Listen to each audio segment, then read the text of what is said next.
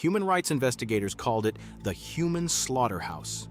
Between 2011 and 2018 alone, more than 30,000 people were executed or died inside a single prison. On December 7, 2024, its doors were finally broken open. A woman stood outside sobbing, asking a question that had haunted an entire country for over a decade.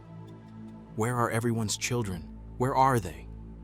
This is the story of Saydnaya Prison.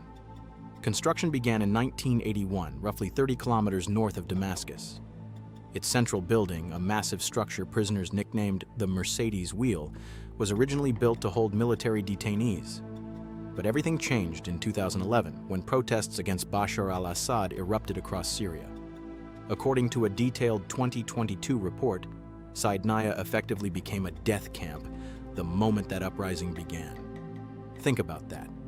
An entire prison repurposed almost overnight into a machine built specifically to disappear anyone who dared to oppose the regime. For over a decade, the outside world only had fragments of what was actually happening inside. That changed in 2014 when a Syrian military police photographer, using the codename Caesar, smuggled more than 50,000 photographs out of the country, hidden inside the heel of his own shoe. The images showed thousands of emaciated, tortured bodies, each one numbered and cataloged with the same cold precision as an industrial inventory.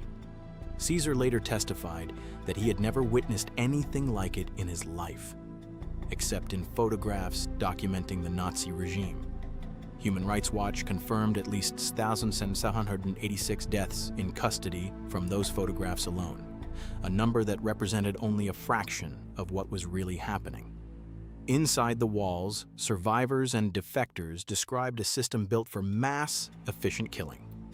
Detainees were held across two main sections, the White Building and the Red Building, the latter reserved for those facing terrorism charges and military tribunals. Amnesty International documented mass hangings that occurred as often as once or twice a week, sometimes up to 50 executions carried out in a single night.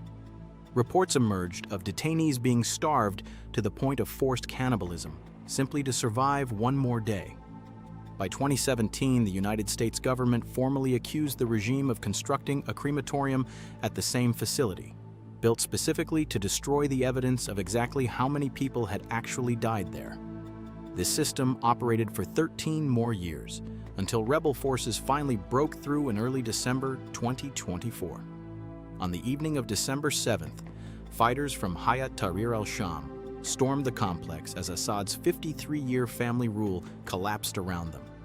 Thousands of Syrians descended on Saydnaya within hours, some finding relatives they had believed dead for years, weeping with a joy that felt almost impossible.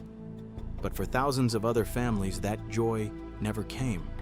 Specialized search teams, including the White Helmets, brought in dog units and sound equipment, checking every basement, sewage line, and ventilation shaft in the entire complex, searching for rumored hidden underground chambers where detainees might still be trapped alive.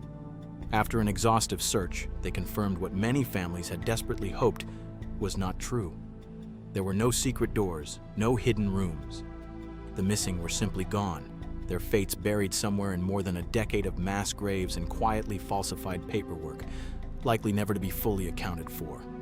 One man, standing outside the prison that day, put it simply: the liberation of Syria is an indescribable joy. But the joy is incomplete because hundreds of thousands remain missing, and we haven't heard any news about them at all. A prison built to disappear, people succeeded so completely that even after its own downfall, it is still hiding exactly how many lives it actually took. What does it say about a regime when even after it falls, the truth is still buried somewhere, nobody can find it? Drop your take below.